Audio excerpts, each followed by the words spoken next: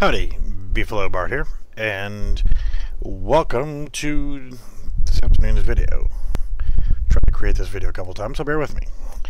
So, welcome to everybody, and what I'd like to cover on this one right here is the fact that I will be starting on a new project.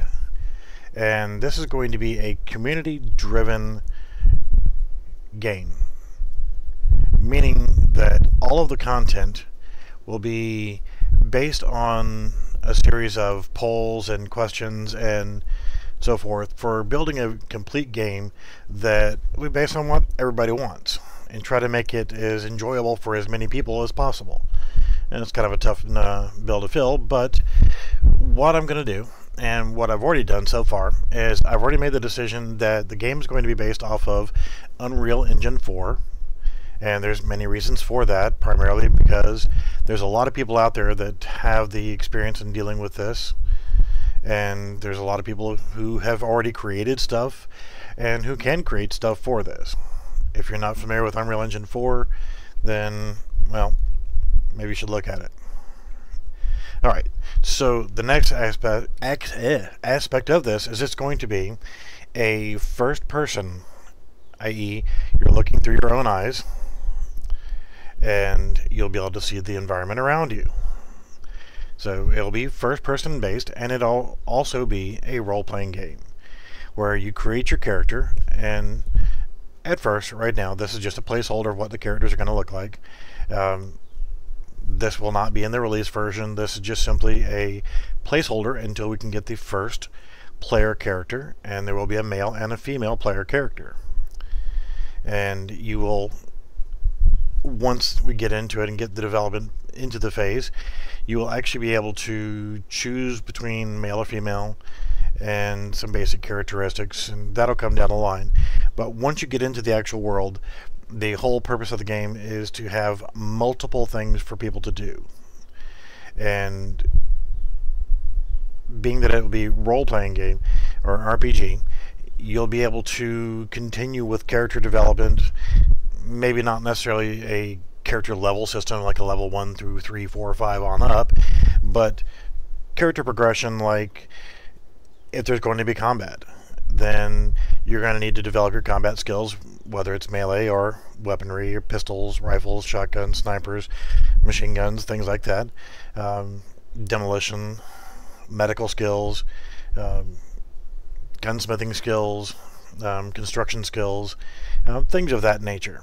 Now, we'll talk about more of the other aspects of the game as development progresses. As you can see, there's a couple numbers that'll keep flashing up on the screen. I'm not sure if you can see them on the upper left-hand corner of the screen. Being that this is going to be a role-playing game, it is going to have, and currently has, a hunger system and a thirst system. Now, temporarily, there's just numbers flashing up on the screen, and it's at temporary intervals. And currently, what it's set as player health is 100. And the player thirst is at 100. The player hunger is at 100. And what will happen is, once you get to 0 on thirst or 0 on hunger, then it will start inflicting damage. And then when your player health gets to 0, you die. It's a pretty simple system. The setting for the game, I would like this to be, naturally, like I said, human characters, but I want the timeline to take place in a modern timeline. This is simply because currently, right now, there is no development budget. And, you know, it takes quite a bit of money to actually develop a game when you have to start hiring out people or subcontracting work for character models, animations, terrain. As you see, currently this is just a little old tiny square, and if you walk off the edge you fall into nothingness. But I only put this character in here so we can walk around and take a look at what the placeholder looks like, and as we get a new model for it, it will replace this one right here. But the idea of having a modern timeline lets us have advertising. And again, since there is no current development budget, what I would like to do is a combination of crowdfunding and to help get things going, But while the game is available to players, then what I would like to happen is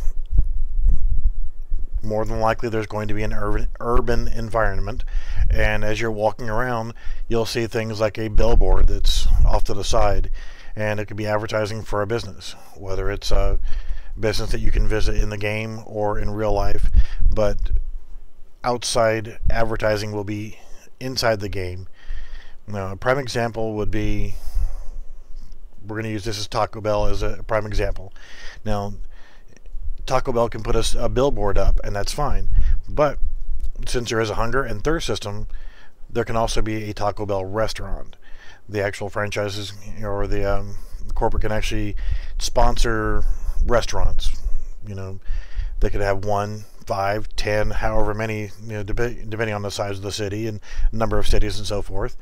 They can vie for different locations where they can have their Taco Bell restaurant in a highly populated area, so they can potentially get more quote-unquote sales in the game. The whole point is, as players are walking around throughout the map to interact with the environment, if they walk down the street and they realize that their hunger is low and their thirst is low, hell, there's a Taco Bell right here, I'm going to go in a Taco Bell. The more they see Taco Bell, the more they're going to want to go and spend money in real life to actually go shop there. Same thing could be for furniture. So since you're going to, you know, if you have an apartment in the game, you're going to need to furnish it. So why not go to, we're going to use another one for an example, IKEA. Go into the IKEA store and get you a sofa and table and chairs and so forth. And what about electronics? Well, you're going to have to go to Best Buy to go ahead and get your TVs and your computers and your laptops and your cell phones and all your accessories and so forth to make your house as effective as possible. The whole point of bringing in outside advertisers in is they're going to provide us with the revenue to develop the game. I say us as the community, and in return they get tangible in-game advertising that's going to be there. Now, I would like to extend that as well to if there's going to be, and I keep saying if because, you know, we're going to let the community decide if there's going to be combat or not. But as an example, if there is combat, then why not let a company like, well, I don't know if a company wants to represent their name, like we'll say Ruger wants to introduce the LCP for concealed carry for, you know, your character to walk around with a gun on his hip or whatever. I don't know if you know, firearms manufacturers necessarily want to have their stuff in the game represented as their product, but that would be a nice thing. You know, if you want to add a silencer to your weapon, you're going to want to have a Silencer Co.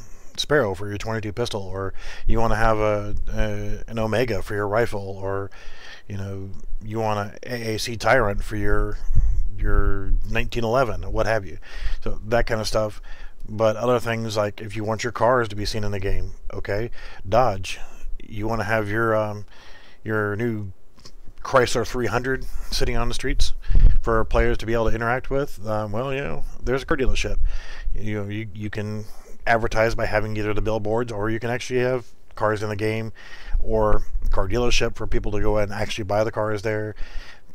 You get the idea of having outside advertising influencing the in-game environment by letting companies who actually have physical stores where you can actually go into this game and go into their store and buy product for you to use in the game.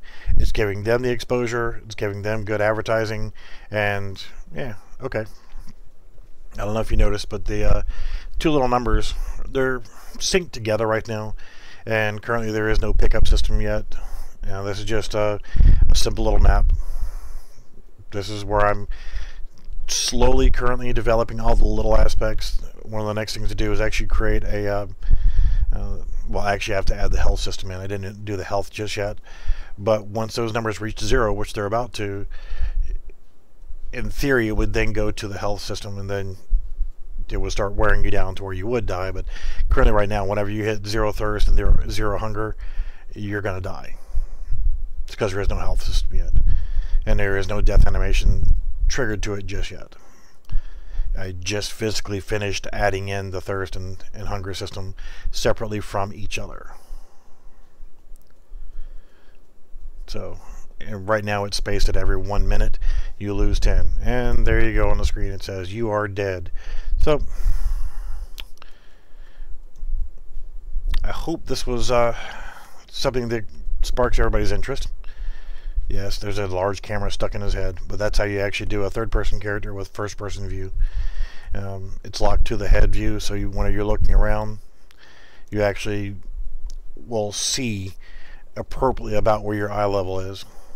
So you can actually look down and see your own body, and if you're carrying a weapon, you'd be able to see it in your hand and that kind of stuff.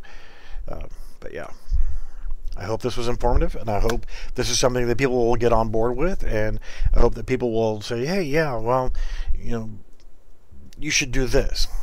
Well, I'm also looking for help. Anybody who wants to contribute anything in the form of models, animations, blueprints, things of that nature, terrain, please feel free to leave a comment and we'll start discussing things. The next video, hopefully we're going to have a pickup system for, let's say, like a soda can, for being able to walk over, and as soon as you walk over it, it'll give you thirst, and then something else to be to replenish your hunger. And I'll actually, as the actual next step, we'll actually add the health system in, and then I will add the temporary menu system, or the temporary bars on the side that will show you what your current numbers are. So that's the next thing, is finishing the health and then creating an actual on-screen, like, heads-up display, so you can see what your health is, your thirst is, your hunger, and then we'll cover more after that's done, and I'll show you the progress of that in the next video.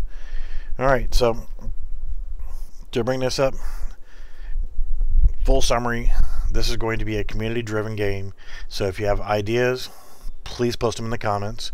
If you want to contribute with a model or animation or blueprint or anything in Unreal Engine 4, please let me know in the comments as well. And I should have an email listed. If not, I'll make sure that I get the email listed, that you can contact me about updating this information.